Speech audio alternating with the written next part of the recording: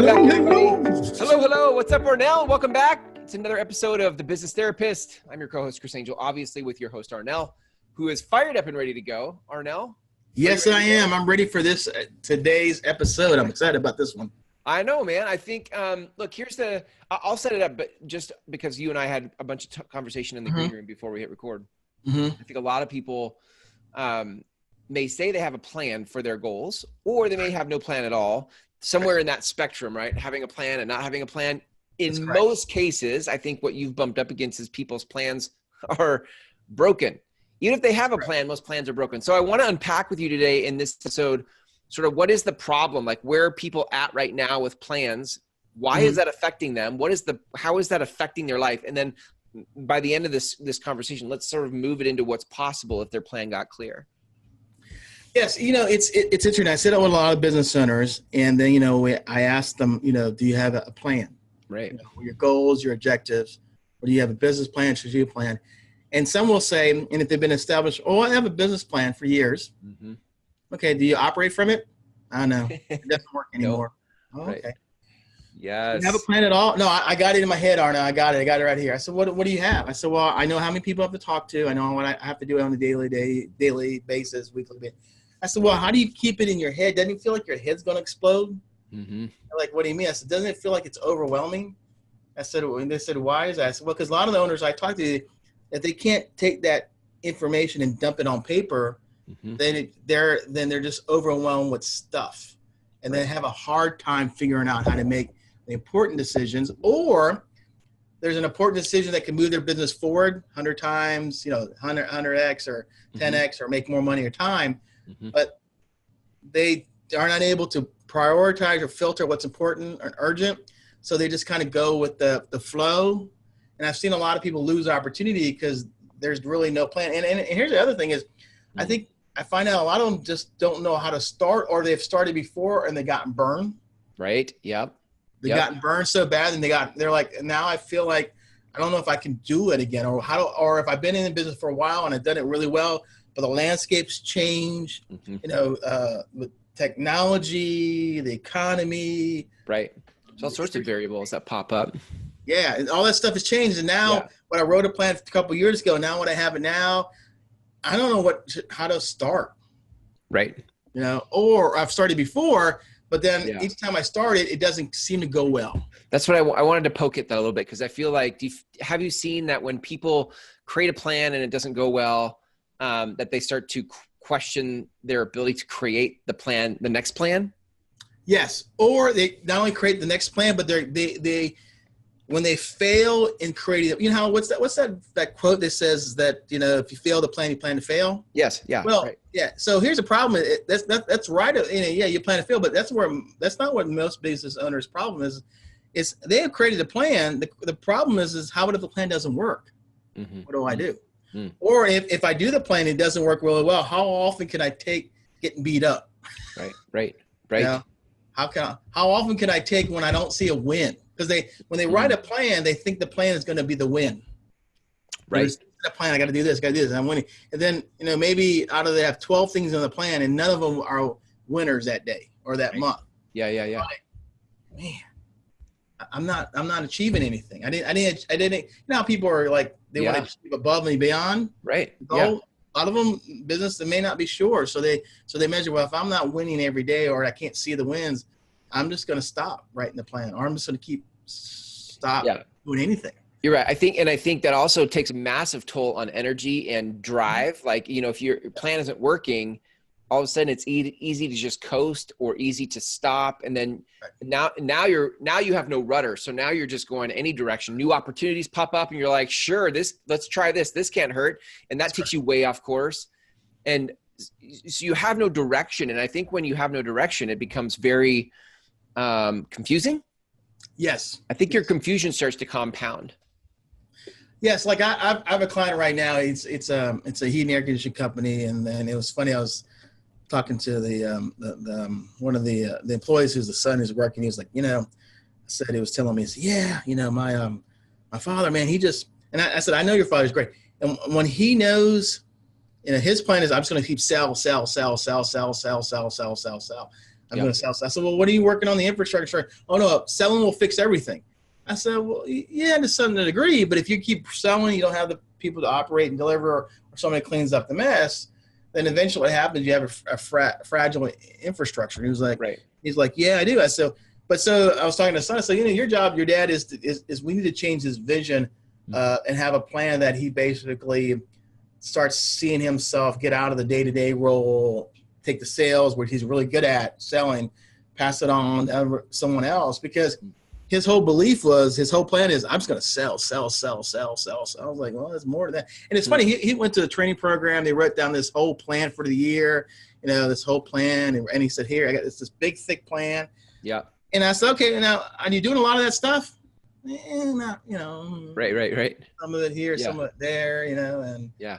I said, well, what's the purpose of writing the plan and then you do opposite of the plan? He goes, well, we have a plan, Arnell, but do you reference it? He goes, sometimes.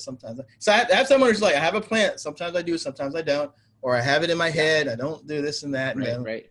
Yeah. I would guess. So I would guess most people, either if they're a business development manager inside of somebody's company, or they have their own company, and they're trying to create a plan, I would guess that over 90% of people's plans are broken in some fashion or another. Like, yes, it's broken because they're not using it. It's broken because it's not producing the result. It's broken because it's taking too long. Like in some way or another, over 90% of people's plans are broken. That's correct. 90% of them are broken. And if they do have a plan, it's probably, and I've seen in the years I've never seen a plan written by anybody who actually followed it. Right. Plan where they have had it written down, but as soon as they're getting out in the field, it changes. And I think, they tell you to write a plan, and they tell you to basically use the plan, but I think that plan constantly changes overnight, and people don't document or don't record. So, so what happens is, and here's the biggest issue is, if they just if an owner gets beat up all the time, that their plan is not working out, they're not having wins, they're not having successes, they're not making their money, they're not having sales, or they don't see anything doing well for them, and the company, they just go to either one option. Either goes, they do what they do more. Like one guy will sell more, that overcompensate, or the other person will just not do anything and just maintain what he has. Right. Yeah. So basically, what eventually happens, they eventually go out of business, or maintain a lifestyle that's terrible. Because I just got to work hard. Which I think if you're a business owner, I mean, most business owners are wired for vision. They're wired to go somewhere. Yeah. And it doesn't feel like how you start to know yourself as someone who isn't having a lot of wins doesn't feel good as a business owner who's built to go somewhere. You're like, I want to go there, but I haven't gone there in years or months or however long it is. And so you start to question not just your business and your plan, but you start to question yourself, I think. I know I've been there. I've been there too. Like I have a client right now, and she said, she was a competitive swimmer, and she said, I haven't swam in years since I owned the business. And she said, when I was a competitive swimmer, I would win. Since I've owned the business, she goes, I don't even know if I'm winning or not. She's like, what do you mean? How do you measure success there? I said, my husband and I, kids take trips, but we're not feel like we feel like we're not winning in business because we can't keep an office person, an office manager. And I said, well, I'll be honest with you. I said, you can't pay a person $50,000, $60,000 a year in that role. So we have to figure out a different way. Yeah. And I think, and she's like, you're right. I said, but it's just so frustrating because we seem to like every 2 or 3 years keep putting people through. So that's the frustration. I said, we have to find the wins on a day-to-day basis. If we don't, that will just eat inside of us. But here's the other thing I told her: you'll lose opportunity. And she's like, "What do you mean? You're going to be, what do you call it? You're going to be." I told her this. I said, "You're going to be so skeptic you won't even trust your gut anymore because you're so worried about." Yep. I'm just going to, you're going to self-fulfill that I'm going to get terrible people, terrible processes. Yep. I think that's as business people, it's one of our X factors is like our ability to take risk and to bet on ourselves. And when that comes into question, I think one of our primary assets is gone. Like we don't get to use this asset called we're willing to take a risk that others aren't. That is correct. And I think and I think that the thing is, I learned this from a course a couple of years ago. There was a Dr. Shiras from UVA taught a course on effectuation. And I tell a lot of my clients is that don't take a risk, take an affordable loss. Put time and effort in something that if you're willing to lose, you lost time and money, but didn't risk everything.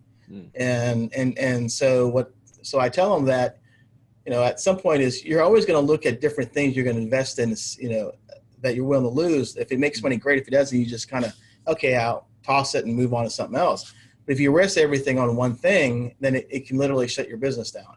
Yeah. And then the other thing I realized, because I always tell people when we write a plan based on what we can measure.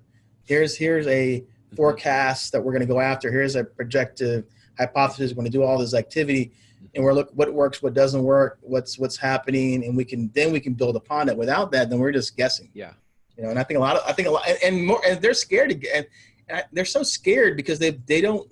And here's what I realized: they don't have anybody telling them they're on the right track. They feel like they're losing because they can't see the income increase. They're not getting the time. Right. It's hard to evaluate the what's happening in the plan, and so we can abandon a plan. That's right.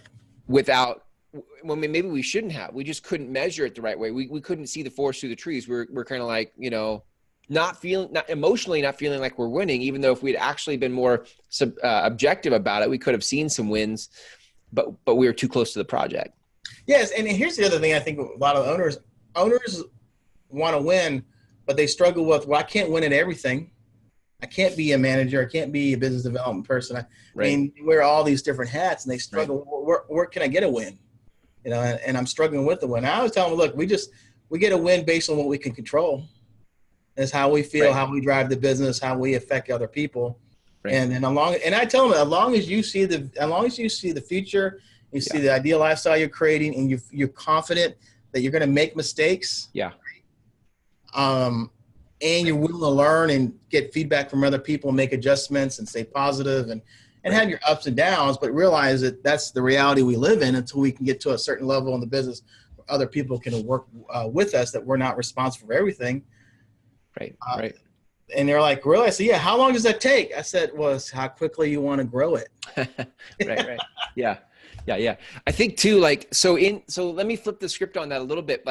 I mean, obviously I think we've painted a good picture here of how it is for most of us, where when our plan isn't working, when we don't feel like we're having wins, or we feel confused, or we're not willing to bet on ourselves anymore. The flip side of that though, is that when, what's possible for us. And I think what we all want in business is to have, show up to work every day where we feel clear. That's correct. And not confused. We feel momentum instead of lag, right? Correct. We feel excited to show up to work instead of bogged down by the work that we have to do. That's correct. I think that's what we all want. And I think for some people that's become pie in the sky. If you've been beat down enough by a broken plan, then all the things you think when you got into business that it would be like, or the things you still want, but you still kind of question yourself, I've always wanted that, but I don't know if that's possible. That's correct. Because I've been at this for so long, right? But that is possible for people. So my question to you is how is that possible? How do we move from here in this place with a broken plan to clarity and momentum? How do we do that? I think how you do that, I always ask clients. I said, I had one this weekend. She said, I asked her, why did you decide to hire me? She said, well, I had no other choice. I was fed up and I needed help. I saw somebody I know and respected. She was a different person, and I just needed to make a change. I was fed up. She goes, I was fed up and I had to do something about it. And I told her, I said, as human beings, I hate for us to say that, but it's true. We have to get fed up to really have to make a change. Because after we talked, she said, now, do you see the vision for your business and your life being different? Oh yeah, I could see it being different. But in that whole stuff of mess that I was going through, physically, emotionally, work related, and just overcompensating, trying to do everything, I couldn't see anything right now. I was just trying to just get up to just go to work. Yeah. You know, and on weekends I would just sleep and try to figure out how to recover. You know, and she said, I just got fed up. And then, and I think that's what it takes. I think people have to figure out, are they fed up enough? They want to make a change. And I think a lot of them that I work with do, because they see they could do better, but they just don't know how, you know, and then I have others who are not sure they want to make a change. And then I sit there and ask them, well, how bad do you really, what is your ultimate goal and objective if you do make a change? How bad do you want it? Yeah. And a lot of them are not really sure how to answer that question. Right. Because they have to go back and realize, I'm going to have to work harder now. Like I have a lot of people who are like in their 50s who say, no, Arne, I tasted success before, but I messed up. And now I'm like, okay, well, how bad do you want it? He's like, what do you mean? You're 50 some years old. I mean, you really have to have this, you have to have it really that bad, because you're going to struggle with, I call success of the past, and why can't I have it now? And you may be a lot smarter or a lot more wiser, but you're still going to have to work hard.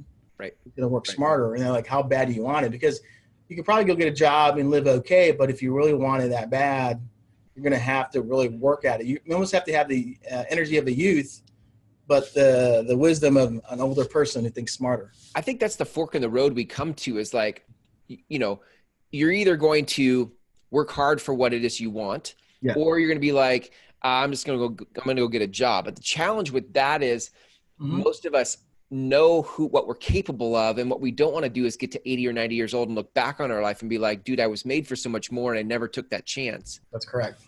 Like that's ultimate regret in my book. Like you get down the road and you're like, my life was a waste. I had what it took. I didn't do the work, and all I needed was a plan. Like if we go back to plans for a minute, because I think there's something in here. We're not saying plans don't work. We're saying that most people, over 90% of people's plans are broken. That's correct. And there is something possible for you in business, that who you know yourself to be in your fullest form is possible. That's correct. But it's going to take not just it's going to take some perspective, which I think is what you just alluded to, Arnell. Like when somebody's like, I want to change, I need your help.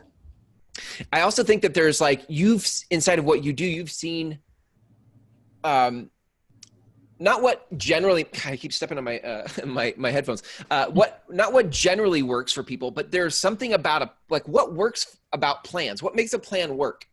That's what I want to know. What makes a plan work? I think what makes a plan work is you're truly committed to implement the plan and track and review it and then adapt it. I think when people wrote a plan in the beginning, they were all gung-ho and they wanted to do it, and they did it for a while.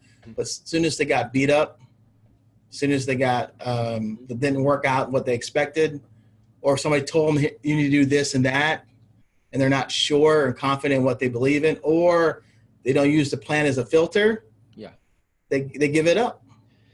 You know, totally. That happened to a lot of people. I think I have too, and I think also inside of that, just knowing what I know about you, I think part of having a plan that you don't give up on comes down to having a plan that's custom to you. Like everybody's plan is different. That's right. Yeah. And I think sometimes you can't just go to a course and create a plan because the course told you what to write down. Like at some point you need someone in your life to speak into what the specific plan is for you. Like your HVAC guy, that's one thing where like they have unique circumstances and things versus somebody else is going to have a different set of needs. And I think when you're in your own business, you can't always see it. You need somebody else to help you see what you can't see. Yeah, I think the plan has great intention, but I think as the bearer of the plan, you know, the person who writes the plan, we have blind spots. Totally. Yep. Yeah, and I think the challenge is we don't recognize them till it's too late, till we get beat up. Yep. And then once we get beat up, we're not sure what to do next. And then we make it the fault of the plan, or we make it the fault of something out here, when really all that was needed was perspective. That's correct. Perspective would have solved that for you. It is interesting that I think entrepreneurs or business people we're very independent. Yes. I think that's one of our strengths. But I think when it comes to this type of a thing where like producing a result that we haven't produced yet, we have a plan for where we want to go. At some point, being independent hits a ceiling of achievement.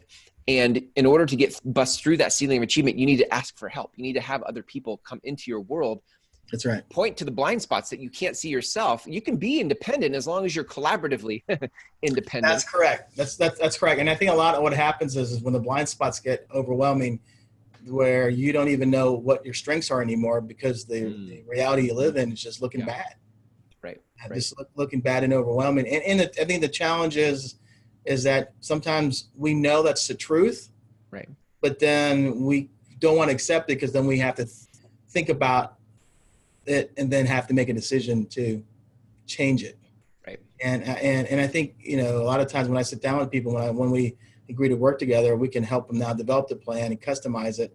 Because every business owner, and I've seen this, you can have several in the same industry, but their plans are totally different based on the goals and directives and the objectives of the owner and how they want to build it, time and money. Sure, the personality, how they're wired. It's not the same. Resources are, of course.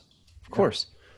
Well, I know this is the work that you do. I mean, I kind of want to end here because I want to, and this is, I think it's the next step is pretty obvious. Like you have a place you want to go. If you're listening to this, you've had a plan, most likely.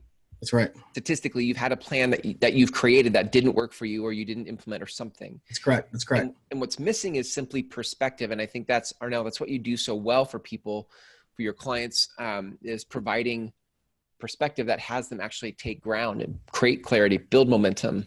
So if people want to reach out to you, they're like, dude, I need a new plan. I'm ready for some help on where I'm headed. And I want a plan that I can stick to that gets me where I want to go. Like, how do people reach out to you and start that conversation? Yeah, they can reach out to me. They can always go to my website, which is www.tanyag.net, or they can always just reach to me in my office line, which is 757-752-8169. Beautiful. Beautiful. Listen, I love this stuff. I mean, I think when we talk about a business therapist, I feel like this is at the core. It's like, it's not just like talking out stuff, but it's talking about stuff in order to get to the blind spots that get you to the other side where you really want to go. So good stuff, Arnell. Thanks for bringing this to the world, man. We'll see you in the next episode. All right. Thanks, Chris. Have a good week.